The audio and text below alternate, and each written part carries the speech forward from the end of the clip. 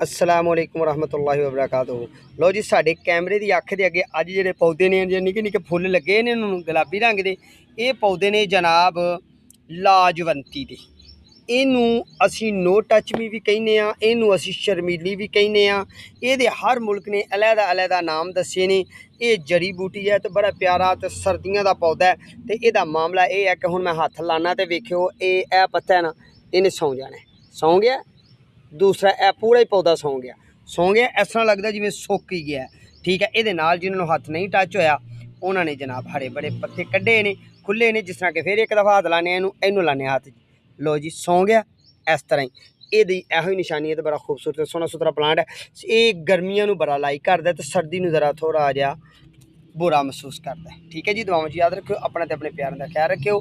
अज तुहानूं असां व्यू कराया है लाजवंती के पौधे का, नो टच मी के पौधे का, तो इनू शर्मीली प्लांट भी कहिंदे ने। ठीक है जी, सलाम अलैकुम।